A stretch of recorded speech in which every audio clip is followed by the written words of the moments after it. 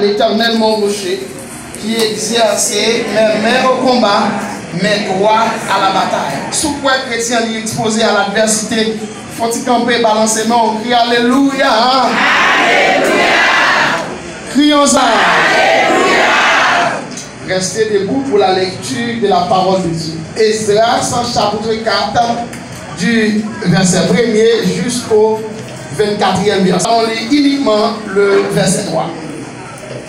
Mais Zorobabel, Josué et les autres chefs des familles d'Israël leur répondirent: ce n'est pas à vous et à nous de bâtir la maison de notre Dieu. Nous la bâtirons, nous seuls, à l'Éternel, le Dieu d'Israël, comme nous l'a ordonné le roi Cyrus, roi de Perse. Parole de Dieu. Assoyez-vous, mes frères et sœurs.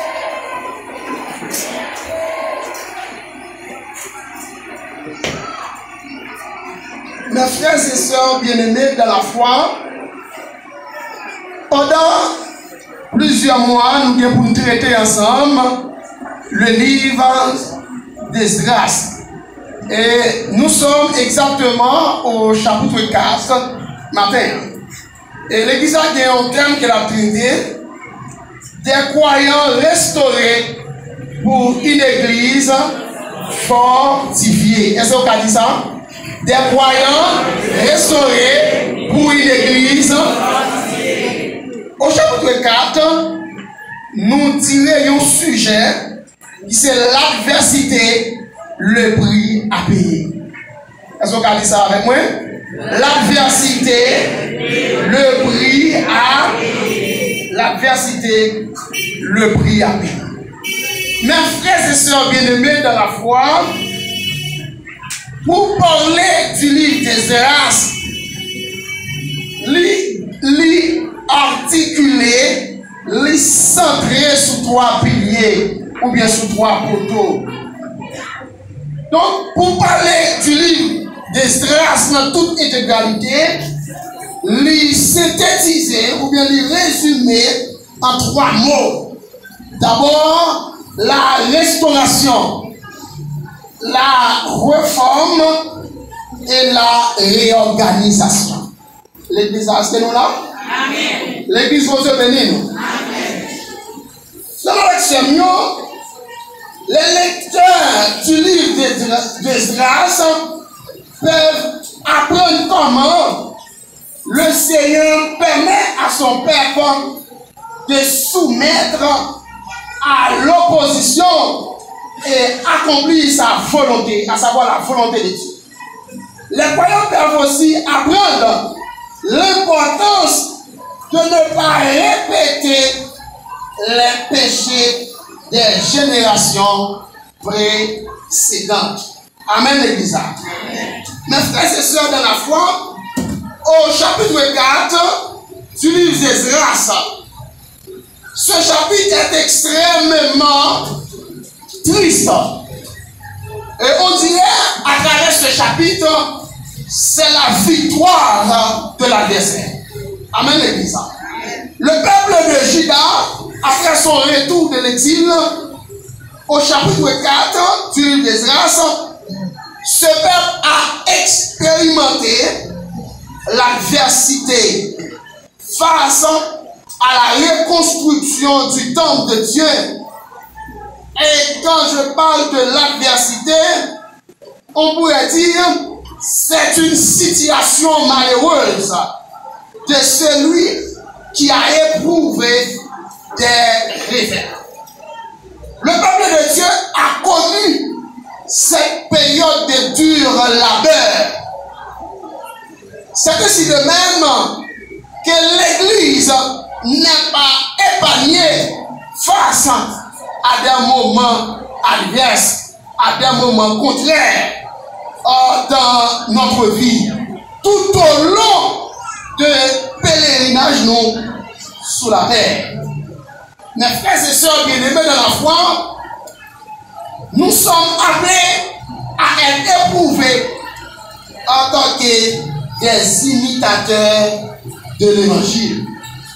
Frères et sœurs, quels sont les obstacles que les Juifs ont été exposés face à la reconstruction du temple? Frères et sœurs, quels sont les comportements d'un chrétien dans l'adversité? À la lumière du livre d'Esdras au chapitre 4, nous allons énumérer deux grands axes de ce sermon, ou bien dans cette prédication. D'abord, les obstacles de l'ennemi pour stopper la reconstruction du temple. Et le second axe que nous allons développer, les comportements des chrétiens dans l'adversité. On nous dit ensemble gloire à Dieu. Mes frères et sœurs bien-aimés, les obstacles de l'ennemi pour stopper la reconstruction du temple. Quand je parle du terme obstacle, c'est ce qui s'oppose au passage, ce qui gêne le mouvement, ce qui empêche l'action, ce qui empêche d'atteindre un résultat. La paix mon Dieu avec vous l'église. Mes frères et sœurs bien-aimés dans la foi, le premier obstacle que Père Juda, lors de la reconstruction du temple de l'Éternel, te fait face, c'est d'abord les ruses de l'ennemi. La paix mon Dieu avec vous l'église.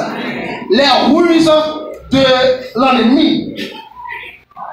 Dans le verset 1er à 2, les ennemis de Juda et de Benjamin apprirent que les fils de la captivité baptisèrent un temple à l'Éternel, le Dieu d'Israël.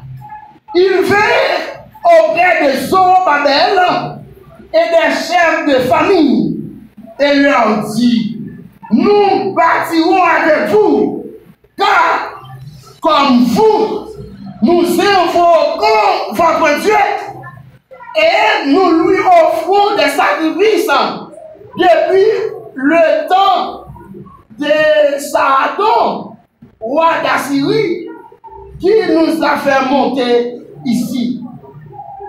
Premier obstacle que Père Juda a fait face, eh bien, c'était ruse que les Samaritains ainsi que les gens de la contrée, de la zone avoisinante, qui t'a dit, et bien nous-mêmes tout, n'a pas de bon Dieu là, nous n'avons pas de sacrifice, n'a mais pour que la construction de temple soit pas possible. Et déclaration ça que vous avez fait, nous sommes capables de considérer à partir du verset 1er à 2 étant comme les ruses de l'ennemi. La paix mon Dieu avec pour l'église. On nous dit ensemble gloire à Dieu. La ruse en soi, c'est un obstacle à l'intérieur qui est plus difficile et dangereux que nous devons éviter. L'église a mon Dieu béni nous.